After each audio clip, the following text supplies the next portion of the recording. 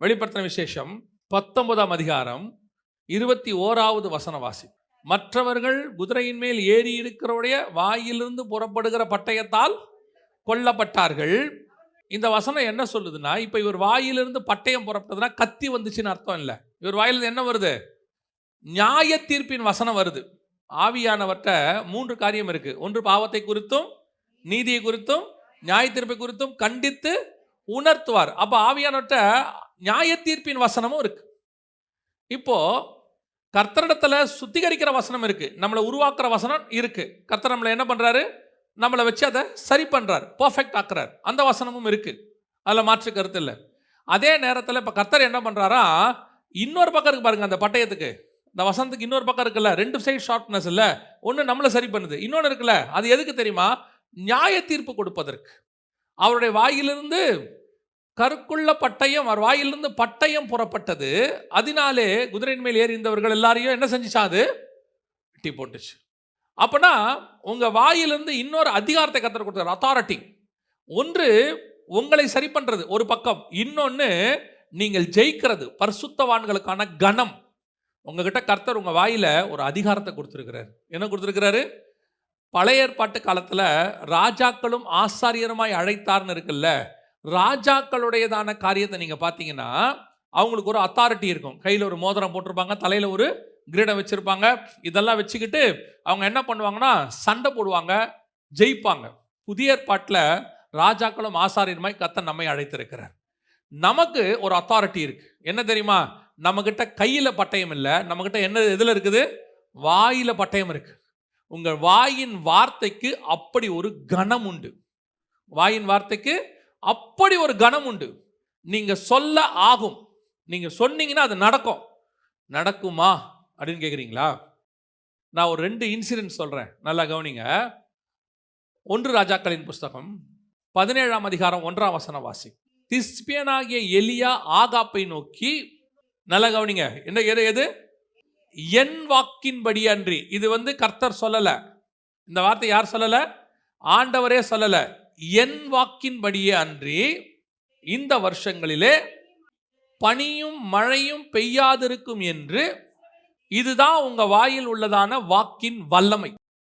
இப்போ இஸ்ரவேல் ஜனங்க ஒரு தப்பு பண்றாங்க. அவங்க பண்றதை எல்லாத்தையும் அவன் பார்த்துட்டு இருக்கிறான். மனசுல பயங்கரமான வாதம் அவனுக்கு. என்னடா அவனுங்க இவ்வளவு மோசமா பண்றீங்களாடான்னு சொல்லி சொல்லும் பொழுது, அவன் வாயிலிருந்து புறப்படுகிறதான அந்த வார்த்தை இருக்குல்ல, அந்த வார்த்தை என்ன செய்தான்?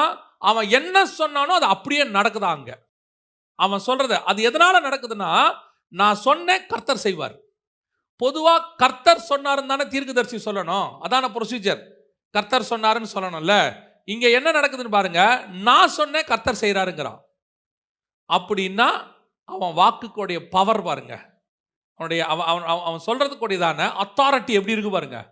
அதுவும் சாதாரணமான விஷயம்லாம் இல்லை. 3 வருஷம் பனியும் மழையும் பெய்யாது, பனியும் பெய்யாது, மழையும் பெய்யாது, 3 வருஷம் பெய்யாது. ஏதோ 1 நாள் 2 நாள் மேட்டர்லாம் கிடையாது. நான் ஒன்று சொல்லிட்டேன், இந்த நாட்டில் 3 வருஷத்துக்கு சீதோஷ நிலை மாறுது, கிளைமேட் மாறுது, தண்ணி கிடையாது, எல்லாம். எப்படி ஒரு மனுஷனுடைய வார்த்தைக்கு இவ்வளவு பவர்? நான் சொல்றது புரியுதா? அதே மாதிரி யோசுவா கிட்ட ஒரு வார்த்தை ஆண்டவர் சொல்வார் பாருங்களேன். யோசுவா கிட்ட சொல்லும் பொழுது, கர்த்தர் மனுஷனுடைய வார்த்தையை கேட்டு அதற்கு முன்பாகவும் அதற்கு பின்பாகவும் இப்படி என்ன செய்யலையாமா? செய்ததில்லைன்னு இருக்கு. வாசிங்க. கர்த்தர் இப்படி ஒரு மனிதனுடைய சொல் கேட்டு அதற்கு முன்னும் இல்லை அதற்கு பின்னும் இல்லை. அப்படின்னா யோசிச்சு பாருங்க, இவன் சொன்னா பரலோகம் கேட்குது. நான் சொன்னா சூரியன் நிக்கும்னா நிக்கும், சந்திரன் நிக்கும்னா நிக்கும். என்ன அத்தாரிட்டி பாருங்க. இந்த அத்தாரிட்டியை நீங்க வாங்கணும் பாருங்க ஆண்டவர்கிட்ட. அதுதான் உங்க வாயில் உள்ள பட்டயம், அதான் வேர்ட், அந்த வேர்ட் ஆஃப் காட். இன்னைக்கு நீங்க என்ன வார்த்தை சொல்றீங்க, ஏதாவது நடக்குதா? அதை விட கொடுமை, நீங்க என்ன சொல்றீங்களோ அதுக்கு ஆப்போசிட்டா நடக்குது. நீங்க என்ன சொல்றீங்களோ அதுக்கு ஆப்போசிட்டா நடக்குது. அப்படின்னா என்ன அர்த்தம்? உங்க வார்த்தையை பரலோகம் மதிக்கலன்னு அர்த்தம். புரியுதா? உங்க வார்த்தையை பரலோகம் என்ன செய்யல? கொஞ்சம் கூட துச்சமா கூட மதிக்கல. உடனே சொல்லுவாங்க, என்னைக்காவது ஒரு நாள் நடக்கும். எப்போ நடக்கும்? நடக்கும். இப்படி உட்காந்து பார்த்து நேருக்கு வேண்டியதான் நடக்குமான்னு. அவன் சொல்றான் பாருங்க, இப்போ இங்க நில்லு, சூரியன் நிக்கணும்னா நிக்கணும், சந்திரன் நிக்கணும்னா நிக்கணும். அதான், அவ்வளவுதான். இது புதிய ஏற்பாட்டில் நடக்குமா? உடனே சொல்றாங்க அதெல்லாம் பழைய ஏற்பாடு. புதிய ஏற்பாட்டில் நடக்குமா? புதிய ஏற்பாட்டிலையும் நடக்கும். அனனியா சாப்பிராளுக்கு நடக்கும். அவன் சொல்லுவான், இவ்வளவுதான் வித்தீங்களா விளைக்கரையத்தை, பரிசுத்தாவிக்கு முன்பாக பொய் சொல்ல நிரப்பினது என்ன? ஆனா ஒண்ணு நல்லா கவனிங்க, இப்போ சொல்றேன், இவன் அப்படி சாகிறது தேவ சித்தமான்ற இடத்துக்கு வரக்கூடாது. நான் சொல்றது உங்களுக்கு புரியுதா? பரிசுத்தாவி இதுக்கப்புறம் அந்த மாதிரி ஒரு விஷயத்தை செய்யவே இல்லை எந்த இடத்துலையும். ஸ்டார்டிங்கில் ஏன்னு சொன்னால், இப்போ கொஞ்சம் நீங்கள் வசனத்தை டீப்பாக புரியணும். ஆவியானுடைய வார்த்தைக்கு நியாயம் தீர்க்கிற வல்லமை உண்டு, நியாயம் தீர்க்கிற வல்லமை உண்டு. ஆனால் அந்த நியாயம் தீர்க்கிற ஆவி நம்மக்கிட்ட இருக்கக்கூடாது. இப்போ இயேசுக்கிட்ட அக்கினி இறக்கி என்ன செய்யுங்க, இந்த ஜனங்களை பட்சித்து போடுங்கன்னு சொன்ன உடனே கர்த்தர் கேட்ட கேள்வி என்ன? நீ என்ன ஆவி உடையவன்? எனக்கு அதிகாரம் இருக்கு, நான் சொன்ன அக்கினி என்ன செய்யும்? இறங்கும். நான் சொல்லிட்டு அது நடந்துடும். ஆனால் நான் சொல்ல மாட்டேன். ஆனால் பேதுரு சொல்லிட்டார், அவ்வளோதான். ஆனால் அதுக்கப்புறம் பேதுரு என்ன செய்யலை? ஒரு இடத்துல கூட சொல்லவே இல்லை. அவர் தான் செத்தாரே ஒழிய அவர் யாரையும் என்ன செய்யலை? சாகடிக்கலை. நம்ம வார்த்தைக்கு என்ன உண்டு? வல்லமை உண்டு. அப்போ அதை எதுக்கு யூஸ் பண்ணணும்னு இருக்குது. அதை எதுக்கு என்ன செய்யணும்? நம்ம யூஸ் பண்ணுறோம். அந்த நியாய தீர்ப்பு வார்த்தையை எதுக்கு யூஸ் பண்ணுறோம்? பல நேரங்களில் நாம் என்ன செய்கிறோம் அப்படின்னு கேட்டால், இந்த அத்தாரிட்டியை மிஸ்யூஸ் பண்ணுவோம். இந்த வார்த்தையை, நியாய தீர்ப்பின் வார்த்தையை கர்த்தர் எதுக்கு வச்சிருக்கிறாரு? பிசாசை விரட்டுறதுக்கு, சில நேரத்தில் திருத்தறதுக்கு, மனுஷனை திருத்தறதுக்கு. பவுல் சொல்றாரு, அவனை நரகத்திற்கு தப்பும்படி சாத்தானிடத்தில் நான் ஒப்பு கொடுக்கிறேன். இப்போ அவர் சொல்றாரு, இவனை சாத்தா வந்து பிடிச்சிக்கடா அப்படின்னு சொல்றாரு. அவரோட அர்த்தம் என்ன? சாத்தா வந்து பிடிச்சி வாதிப்பான். இப்போ பவுல் சாத்தா கிட்ட ஒப்பு கொடுத்துட்டாரு. அவருடைய மோட்டிவ் நல்ல மோட்டிவ். இவன் இப்படியே இருந்தால் அவன் எங்கே போயிடுவான்? நரகத்துக்கு போயிடுவான். அவனை திருத்தறதுக்கு என்ன பண்ணுறாரு? எவனையாவது ஒரு கடுமையான டீச்சர்கிட்ட பிடிச்சி கொடுத்தா தான் என்ன செய்ய முடியும்? அவனை திருத்த முடியும். நம்ம வீட்டில் வந்து சொல்லுவாங்கல்ல, டீச்சர்கிட்ட அந்த காலத்தில் ஸ்கூலில் விட்டு சொல்லுவாங்க, கண்ணு ரெண்டையும் விட்டுட்டு என்ன பண்ணுங்க, தோலை உரிங்க அப்படிம்பாங்க. அந்த காலத்தில் நான் ஸ்கூலில் கொண்டு போய் விடும்போது அந்த மாதிரி பவுல் சொல்கிறார், இவனை சாத்தாங்கிட்ட ஒப்படைக்கிற நியாய தீர்ப்பு அவனை திருத்தறதுக்காக. நம்ம எதுக்கு அந்த அத்தாரிட்டியை கையில் எடுக்கிறோன்றதான் ரொம்ப முக்கியம். பல நேரங்களில் நீங்கள் சொல்லாது ஆகும்.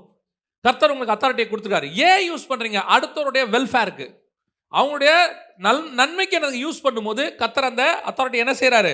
உங்கள் மூலமாக சரி பண்ணுறாரு. நீங்கள் எதுக்கு சொல்லுவீங்க? எப்போவுமே பெரும்பாலும் நம்மளுடைய அத்தாரிட்டி ஏன்னா வேதம் சொல்லுது, நீ சபிக்கிறவர்களை நான், நீ ஆசீர்வதிக்கிறவர்களை நான் ஆசீர்வதிப்பேன். நம்ம வாயில என்னைக்காவது எவனையும் ஆசீர்வாதம் வருதா? நம்ம பிள்ளைகளை ஆசீர்வதிப்போம், நம்ம அக்கா தம்பிகளை ஆசீர்வதிப்போம். உங்கள் வாயில மற்றவங்களை என்னைக்காவது ஆசீர்வதிச்சிருக்கிறீங்களா? கவனிச்சு கொள்ளுங்க. உங்கள் வாயின் வார்த்தைக்கு கர்த்தர் என்ன கொடுத்துருக்கிறார்? ஒரு அத்தாரிட்டி கொடுத்துருக்காரு. அந்த அத்தாரிட்டி எதுக்கு நீங்கள் யூஸ் பண்ணணும் தெரியுமா? எப்பொழுதுமே அடுத்தருடைய வெல்ஃபேருக்கு, அடுத்தருடைய நன்மைக்கு. அதே நேரத்தில் அதை சாத்தானுக்கு அகைன்ஸ்டா. அது மேலே என்ன இருக்குது? நமக்கு ஒரு அதிகாரம் இருக்குது. ஆனால் நம்ம அந்த அதிகாரத்தை யூஸ் பண்ணுறது இல்லை. நம்மகிட்ட இருக்க பிரச்சனை தெரியுமா? சாத்தானுங்கிட்ட யூஸ் பண்ண வேண்டியதை மனுஷங்கிட்ட யூஸ் பண்ணிட்டு இருப்போம் உட்காந்து. அப்படியே யூஸ் பண்ணி மனுஷனை சபிச்சு, நீ உருப்பட மாட்டேன், நீ நாசமாக போயிடுவேன், அவன் திருந்த மாட்டான், அவன் அப்படி ஆயிடுவான். ஆனால் நான் பார்த்துக்கிட்டே இருக்கேன், யார் யாரெல்லாம் எவன் நாசமாக போகிறான்னு சொல்கிறாங்களோ அவன் எல்லாம் நல்லா தான் இருக்கான். காரணம், நீங்கள் என்ன ஆவி உடையவர்கள் என்று உங்களுக்கு தெரியல. நீங்கள் ஆசீர்வதிக்கிறதுக்கான ஆவி உடையவர்கள். கர்த்தர் உங்களை ஆசீர்வதிக்கிறதுக்காக வச்சிருக்கிறார். உங்களால் ஆசீர்வதிக்க முடியலையா? சபிக்காமையாவது இருங்க, அவ்வளோதான். ஒருவேளை உங்களுக்கு யாராவது ஏதாவது பண்ணி உங்கள் இருதயம் அது பாதிக்கப்பட்டா அதுக்கான பிரதிபலனை கர்த்தர் பார்த்துக்கொள்வார். உங்கள் வாயிலிருந்து சாபமான வார்த்தைகள் புறப்படாது இருப்பதாக. அதை ஆண்டவர் பார்த்துட்டு போறாரு. அவர் வந்து நீதியுள்ள நியாயாதிபதி. அவர் கணக்கு கரெக்டாக வச்சிருக்காரு. எங்கள் பாஸ்டர் சொல்லுவார், ஆண்டவர் வந்து யானை மாதிரியாமா வச்சு செய்வாராம். கரெக்டாக என்ன செய்வாராம்? 30 வயசில் செய்கிறத 60 வயசில் ரிப்பீட் அடிப்பாராம். அங்கே வச்சு ஆண்டவர் செய்வாராம். அதனால் நீங்கள் நியாயம் தீர்க்கிறத அந்த மாதிரி எடுத்துக்கொள்ளாதீங்க. எப்பவுமே கூடுமான வரைக்கும் யாராக இருந்தாலும் தீமை செய்கிறவர்களுக்கு என்ன செய்யுங்கள்?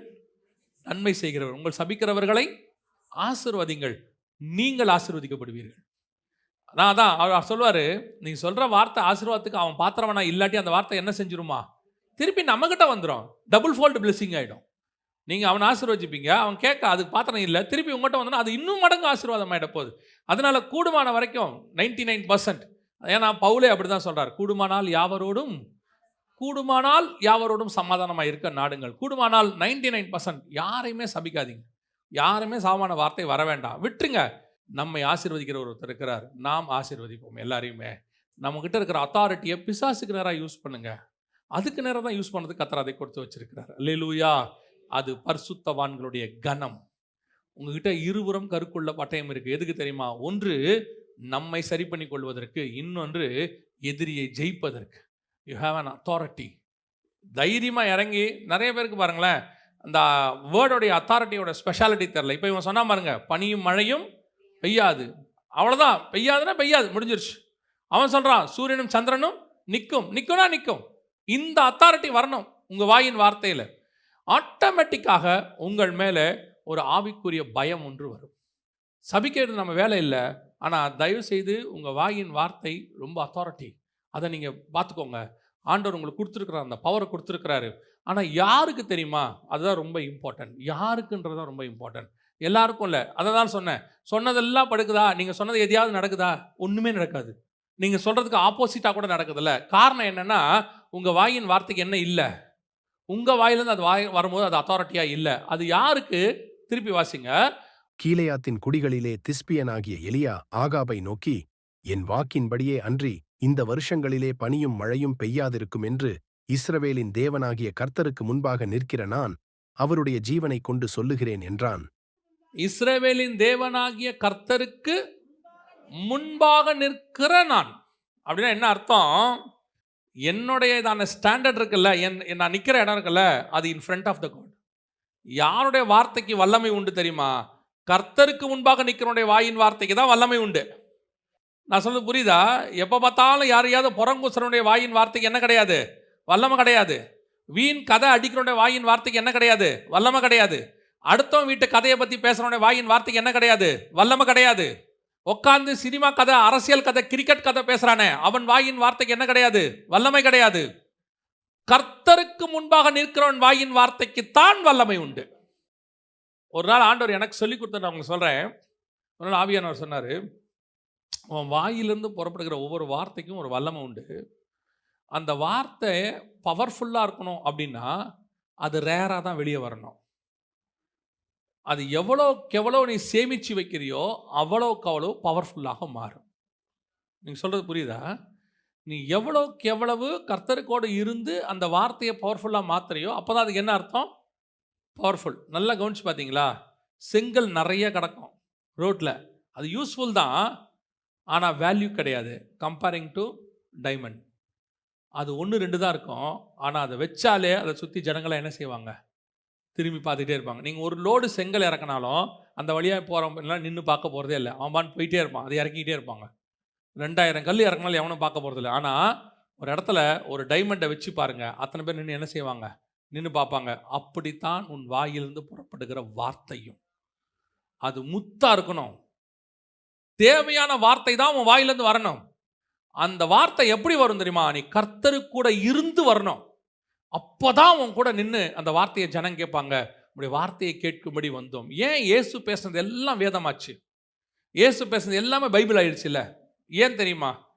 காரணம், அவர் அளந்து தான் பேசுவார். பிதா சொல்கிறத மட்டும் தான் பேசுவார். அவர் என்ன பிதா சொல்கிறார் அது மட்டும் தான். அன்வான்டாக வாயை திறக்கவே மாட்டார். ஆகாத சம்பாஷணை. அதை விட இன்னொரு வார்த்தை இருக்குது, இன்னொரு வசனம் இருக்குது, ரொம்ப அழகாக இருக்கும். பக்தி விருத்திக்கு ஏதுவான நல்ல வார்த்தைகளையே பேசுங்கள். பைபிள் என்ன சொல்லுது? சிலர்லாம் பார்த்தீங்கன்னா கெட்டது பேச மாட்டாங்க, அலம்பிக்கிட்டே இருப்பாங்க உட்காந்து. அவங்களால வாயை வச்சுக்கிட்டு சும்மா இருக்கவே முடியாது. சில ஆட்களெல்லாம் அமைதியாக இருக்கவே முடியாது பாருங்க. என்னெல்லாம் ஒரே ரூம்குள்ளே 3 நாள் மீட்டிங் போவோம், நான் இவங்களெல்லாம் போவோம். அவங்க ரூமில் இருப்பாங்க, நாங்கள் ஒரு ரூமில் இருப்போம். அந்த ஒரே ரூம்குள்ளே 3 நாள் இருப்போம், வெளியே கூட போக மாட்டோம். மீட்டிங் போவோம், வருவோம், ரூம்குள்ளே உட்காந்துருப்போம், அவ்வளோதான். ஏதோ ஃபோன் வரும், பார்ப்போம், பேசுவோம், அதோட ரூமை விட்டே வெளியே போக மாட்டோம். ஆளே இருக்காது கூட. இப்போ ஆண்டவர் என்ன சொல்கிறாருன்னா, இன்னும் அதிகமாக நீ என் முன்னாடி நில்லு. அப்போ தான் உன் வாயின் வார்த்தைக்கு என்ன இருக்குது? வல்லமை இருக்குது. கர்த்தருக்கு முன்பாக நிற்கிற நான். அலம்பி கொண்டிருக்கிறவன் வார்த்தைக்கு பவர் இருக்காது. எவ்வளவுக்கு எவ்வளவு தேவையானதை மட்டும் பேசுகிறீங்களோ, எவ்வளவுக்கு எவ்வளவு கர்த்தருடைய வார்த்தையை மட்டும் பேசுகிறீங்களோ, எவ்வளவுக்கு எவ்வளவு கர்த்தர் கூட இருந்து கர்த்தர் சொல்றதை மட்டும் பேசுறீங்களோ அந்த வார்த்தைக்கு அப்படி ஒரு பவர் உண்டு அந்த இடத்துல. அதுக்கு பின்னாடி கர்த்தர் பெரிய காரியத்தை செய்வார். அது ப்ரீஷியஸா மாறும். உங்ககிட்ட இருந்து வெளிப்பாடுகள் வரும். உங்களை அதை கேட்க ஜனங்கள் வருவார்கள். அது எப்போ தெரியுமா? நீ கர்த்தரோட இருந்து தேவையானதை மட்டும் பேசும்போது. அன்வான்டான விஷயங்கள் எத்தையும் பேசாம, அன்வான்டாக நான் சொல்றது கெட்ட வார்த்தைகள்லாம் இல்லை, நீங்கள் உட்காந்து சும்மாவே பேசுவீங்க தெரியுமா? ஏதோ ஒன்று நம்ம அங்கே இருக்கிறோம் பேசுகிறோம் அப்படின்னு, அதுவே தேவையில்லை. அதுவே தேவையில்லை. ஒரு சிலரோடலாம் நான் 3.5 மணி நேரம்லாம் ட்ராவல் பண்ணுவேன். பார்த்தீங்கன்னு சொன்னால் நல்ல ஸ்பிரிச்சுவலாக பேசிகிட்டு இருப்பாங்க. வெறும் வசனத்தை பற்றி மட்டும் தான் பேசுவாங்க. வெறும் வசனத்தை பற்றியுமே 1 மணி நேரம் 1.5 மணி நேரம் பேச முடியும். வெறும் கான்வர்சேஷனில். அதை தவிர வேறு எதுவுமே வெளியே போகாது. ஒரு ஊழியக்காரர் இருக்கிறாரு, நான் அவர் கூட உட்காந்தேன்னா யாரை பற்றி மட்டுமே பேச மாட்டார். ஒருத்தரை பற்றியும் எந்த கதையும் பேச மாட்டார். லேண்டு கதை, வீட்டு கதை, இல்லை சர்ச்சு பில்டிங்கு, எதுவுமே நான் சொல்கிறது ஸ்பிரிச்சுவல் ஓரியன்டடில் வேறு எதுவும் பேச மாட்டார். ஒன்லி வசனம் பேசுவார். ஒன்லி பைபிளை பற்றி பேசுவார். அவங்களோட பேசும்போது பார்த்தீங்கன்னா அவ்வளோ ரெவலேஷன் நம்மகிட்டேருந்து வரும், அவ்வளோ ரெவலேஷன் அவங்ககிட்டேருந்து வரும். அந்த வார்த்தை அவ்வளோ ப்ரீஷியஸாக இருக்கும். அதைத்தான் வேதம் சொல்லுது, நீ கர்த்தருக்கு முன்பாக நின்று கொண்டிருந்து அந்த வார்த்தையை பேசும்போது பரலோகம் உற்று கவனிக்கும். நீங்கள் என்ன பேசுறீங்கன்னு கவனிக்கும். நீங்கள் சொல்கிறதை பரலோகம் கனப்படுத்தும். உங்களை யாராவது ஒன்று செய்கிறானா, அப்படியே இருக்கீங்களா, கொஞ்சம் நொந்து போய் ஒரு வார்த்தை, கொஞ்சம் மனசு கஷ்டப்பட்டு ஒரு வார்த்தை என்ன ஆண்டவரே நீங்கள் கேட்டிங்கன்னா அடுத்த செகண்ட் பரலோகம் உங்களுக்கு இறங்கி உதவி செய்யும். இறங்கி உதவி செய்யும். பல நேரங்களில் பரலோகம் உங்களோடு கூட அப்படியே ட்ராவல் பண்ணும். பரலோகம் உங்கள் வாயின் வார்த்தைக்கு காத்திருக்கும். நீங்கள் சொல்கிறதை பரலோகம் கனப்படுத்தும், விரும்பும். அது எப்போ தெரியுமா? while you walk with the God, you want to be stand in front of the God. கர்த்தருக்கு முன்பாக நிற்கும் பொழுது, கர்த்தரோட உங்கள் ஆவிக்குரிய வாழ்க்கை இருக்கும்போது, எப்போ பார்த்தாலும் ஃப்ரெண்ட்ஸோட உட்காந்து அரட்டை அடிச்சுக்கிட்டு, எப்போ பார்த்தாலும் ஒரு செல்ஃபோனில் உட்காந்து பார்த்துக்கிட்டு, எப்போ பார்த்தாலும் ஏதாவது ஒன்று கூட கான்வர்சேஷன் வச்சுக்கிட்டு இப்படி இருக்கிற உங்கள் வாயின் வார்த்தைக்கு என்ன இருக்காது? என்றைக்காவது ஒரு நாள் நடக்கும். எப்போ ஒன்றா நடக்கும். அது உங்களுக்குரியதை பரலோகம் வச்சுருக்கோம், அது நடக்கும். ஆனால் நீங்கள் சொல்கிறதை பரலோகம் மனுஷன் சொல் கேட்டு அதுக்கு முன்பாகவும் அதற்கு பின்பாகவும் அப்படி ஒரு காரியம் நடக்கவில்லை. அதே காரியத்தை கர்த்தர் உங்களுக்கும் எனக்கும் செய்ய வல்லமை உள்ளவராக இருக்கிறார். அல்லேலூயா. ஆண்டவரிடத்துல 2 வகையான 3 வகையான பட்டயம் இருக்கிறது. ஒன்று நம்மை சரி பண்ணுகிறது, இன்னொன்று நியாய தீர்ப்பு கொடுக்கிறது, இன்னொன்று நம்மை ஆயத்தப்படுத்துகிறது. இன்னும் ஒரு காரியம் இருக்காது, நான் சொல்லிடுறேன், அப்புறம் நீங்கள் போய் தியானிச்சு கொள்ளுங்க. நேரம் ஆயிடுச்சு, நான் சொல்லி முடிச்சிடுறேன். வாசிங்க ஆதியாகமத்தின் புஸ்தகம் 3ஆம் அதிகாரம் 24வது வசனத்தை வாசிங்க. கடைசி வசனம் 3, கடைசி வசனம். ஜீவ விருட்சத்திற்கு போகும் வழியை காவல் செய்ய ஏதேன் தோட்டத்திற்கு கிழக்கே கேருபீன்களையும் வீசி கொண்டிருக்கிற சுடரொளி பட்டயத்தையும் வைத்தார். இது இன்னொரு வகையான பட்டயம். அதாவது எல்லா பக்கமும் சுழண்டுகிற கத்தி. ஃபர்ஸ்ட் நம்ம என்ன பார்த்தோம்? ஒரு பக்கம் வெட்டுறதை பார்த்தோம்.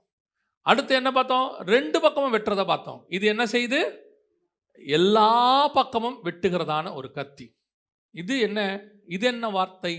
இந்த வார்த்தை எதை குறிக்கிறது? முதல் வார்த்தை என்னை உருவாக்குகிறது, 2வது வார்த்தை நியாய தீர்ப்பு கொண்டு வருகிறது, 3வது வார்த்தை இது எதை குறிக்கிறது? இப்போ இந்த ஃப்ளேமிங் ஸ்வாட், வீசுகிற சுடரொளி பட்டயம், எல்லா பக்கம் இருக்கிற பட்டயத்தை தாண்டி அந்த பக்கம் போனாதான் ஜீவ விருட்சத்துக்கு காவல் செய்யும் வழி. அந்த பக்கம் தான் என்ன இருக்குது? ஜீவ விருட்சம், நித்திய ஜீவன் இருக்கிறது. ஜீவ விருட்சம்னா நித்திய ஜீவன் அர்த்தம். எப்படி சொல்றீங்கன்னா 3:22 வாசிங்க பார்ப்போம். 3:22. பின்பு தேவனாகிய கர்த்தர், இதோ மனுஷன் நன்மை தீமை அறியத்தக்கவனாய் நம்மில் ஒருவரைப் போல் ஆனான். இப்பொழுதும் அவன் தன் கையை நீட்டி ஜீவ விருட்சத்தின் கனியையும் பறித்து புசித்து என்றைக்கும் உயிரோடிராதபடிக்குச் செய்ய வேண்டும் என்று. என்றைக்கும் உயிரோடுகிறாதபடிக்கு அப்படின்னா என்ன அர்த்தம்? அந்த கனி, ஜீவ விருட்சம்னா ஜீவ மரம், அந்த மரத்தோடைய பழத்தை சாப்பிட்டுட்டா அவன் என்னைக்கும் உயிரோடு இருப்பான். அப்படின்னா அதுக்கு பேர் தான் நித்திய ஜீவன். அந்த பழத்தை சாப்பிட்டா என்ன கிடைக்கும்? நித்திய ஜீவன் கிடைக்கும்னு அர்த்தம். ஆனால் அந்த பழத்தை நீங்கள் சாப்பிடணும், நித்திய ஜீவன் உங்களுக்கு வேணும்னா நீங்கள் இன்னொரு கத்தியை தாண்ட வேண்டியிருக்கிறது. இன்னொரு பட்டயத்தை என்ன செய்ய வேண்டியிருக்கு? தாண்ட வேண்டியிருக்கு. அது என்ன பட்டயம்? அதுதான் உங்களை முழுவதுமாக சாகடிக்கிற பட்டயம். அந்த பட்டயம் என்ன செய்யுது? பட்டயம் என்ன செய்யுது? 4 பக்கமும் சுத்துது. ஃப்ளேமிங் ஸ்வாட், டர்னிங் எவ்ரிவேர், எல்லா பக்கமும் சுத்துது, அத்தனை பக்கமும் சுத்துது. ஆனால் இப்போ நான் அந்த ஜீவ விருட்சத்தை சாப்பிடணும், நித்திய ஜீவனை, இதான் கடைசி கத்தி, இதான் கடைசி பட்டயம். நான் அந்த ஜீவ விருட்சத்தை சாப்பிடணும், அந்த பக்கம் போகணும், அதை நான் பெற்றுக்கொள்ளணும் அப்படின்னா ஒன்று தான் இருக்குது. அந்த பக்கத்துக்கு நான் போகிறதுக்கு இந்த பக்கத்துக்கும் நான் அந்த பக்கத்துக்கு போகிறதுக்கும் என்கிட்ட இருக்கிற ஒரே ஒரு தடை என்ன தெரியுமா? அது நான் போனால் வெட்டும். எதை வெட்டும்? என் மாம்சத்தை வெட்டும். நான் மாம்சம் இல்லாதவனாய், பரிசுத்த ஆவியிலே சுத்திகரிக்கப்பட்டவனாய், மாம்சத்தை சிலுவையில் அறைந்தவனாய், இனி ஜீவிப்பது நான் அல்ல, கிறிஸ்துவே என்கிற நிலைக்கு வரும்பொழுது அந்த ஜீவ விருட்சத்தின் கனியை புசிப்பதற்கு எனக்கு வாய்ப்பு கிடைக்கிறது. அல்லேலூயா. அப்ப நான் அந்த பக்கம் போறதுக்கு என்னை எது சுத்திகரிக்குது? பரிசுத்த ஆவியினால் உண்டான வசனம் என்னை சுத்திகரிக்குது. அது நமக்கு எல்லாரும் தெரிஞ்ச வசனம். சங்கீதத்தின் புஸ்தகம் 119:9 வாசிங்க பார்ப்போம். வாலிபன் தன் வழியை எதனால் சுத்தம் பண்ணுவான்? அவர் வசனத்தின்படி தன்னை காத்து கொள்ளுகிறதுனாலே. அந்த வசனம் உன்னை என்ன செய்து? சுத்திகரித்து காத்துக்கிறது. ரெண்டாவது 2 வசனங்கள் மட்டும் வாசிங்க, முடிக்கலாம். ரெண்டாவது 1 தீமோத்தேயு 4:5 வாசிங்க பார்ப்போம். தேவ வசனத்தினாலும். அப்ப எதனாலே பரிசுத்தமாக்கப்படும்? தேவ வசனத்தினால் பரிசுத்தமாக்கப்படும். முதல்ல உங்க ஆவிக்குரிய வாழ்க்கையை வசனத்தினால காத்து கொள்ளணும். ரெண்டாவது அதை என்ன செய்யணும்? பரிசுத்தமாக்கணும். அந்த பரிசுத்தமாக்க ஆக்க ஆக்க ஒரு இடத்தில் உங்களை ஆவியானவர் சுத்திகரித்து ஆவியாய் மாற்றுவார். அந்த வசனத்தை வாசிங்க, முடிக்கலாம். 1 கொரிந்தியர் 6:11 வாசிங்க பார்ப்போம். 1 கொரிந்தியர் 6:11.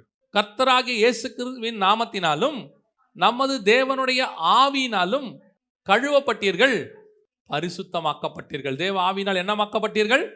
பரிசுத்தமாக்கப்பட்டீர்கள். ஒன்று வசனம், இன்னொன்று ஆவியானவர். இதுதான் ஆவியின் பட்டயம். ஆவியானவர் உன்னை பரிசுத்தமாக்குறார், வசனம் உங்களை பரிசுத்தமாக்குறது. ஆவியின் பட்டயம் உங்களை என்னவாக்குது? சுத்திகரித்து பரிசுத்தமாக்கி அந்த ஃப்ளேமிங் ஸ்வாட் அதை தாண்டி அந்த பக்கம் கொண்டு போகுது. அல்லேலூயா. அதுதான் பரிசுத்த ஆவியினால் கொடுக்கப்பட்ட வார்த்தை. இந்த வார்த்தை உங்களை முதலில் உங்களை சுத்திகரிக்கும், அடுத்து நியாயத்தீர்க்கும், கடைசியாய் நித்திய ஜீவனை கொடுக்கும். அல்லேலூயா. அந்த ஆண்டவர் அழகா சொல்றார்ல, இது என்னுடைய மாம்சமாய் இருக்கிறது, வாங்கி புசியுங்கள். என் மாம்சத்தை புசித்து இந்த பாத்திரத்தில் பானம் பண்ணுகிறவனுக்கு என்ன உண்டு? நித்திய ஜீவன் உண்டு. மாம்சம் என்பது என்ன? கர்த்தருடைய வார்த்தை. அவர் அப்பத்தை எடுத்து பிட்டு, அப்பம் என்பது எதுக்கு அடையாளமாக இருக்கிறது? வசனத்துக்கு அடையாளமாக இருக்கு. கர்த்தருடைய வார்த்தையை நீங்கள் அதிகமாய் உட்கொள்ள உட்கொள்ள உட்கொள்ள நீங்கள் பரிசுத்தமாக்கப்படுகிறீர்கள். ஆவியானவர் உங்களை என்ன செய்கிறாரு? பரிசுத்தமாக்குறாரு. உங்கள் பலகீனங்களிலே கொஞ்சம் கொஞ்சமாக விடுதலையாக்குவார். ஒரு காலத்தில் உங்களால் அந்த பலகீனத்தை மேற்கொள்ள முடியாமல் இருந்துச்சு. அப்புறம் அந்த பலகீனத்தை உங்களால் கொஞ்சம் தடுத்து நிறுத்த முடிஞ்சிச்சு. ஒரு நாள் வரும், அந்த பலகீனத்தை நீங்கள் ஜெயிப்பீர்கள். நான் சொல்றது புரியுதா? சில பலகீனங்கள் நம்மளால் என்ன பண்ண முடியல, ஜெயிக்க முடியாமல் ஃபெயிலியர் ஆகிட்டு இருந்தோம். அப்புறம் செய்யாமல், ஆனால் பலகீனம் இருக்குது, செய்யாமல் அப்படியே அட்ஜஸ்ட் பண்ணி ஓடுறோம். ஒரு இடம் வரும், அந்த பலகீனத்தை ஜெயித்து பலகீனமே இல்லை அப்படிங்கிற இடத்துக்கு வந்துடும். இதை கொண்டு வரது யாருன்னா பரிசுத்த ஆவியானவரும் வசனமும். அல்லேலூயா.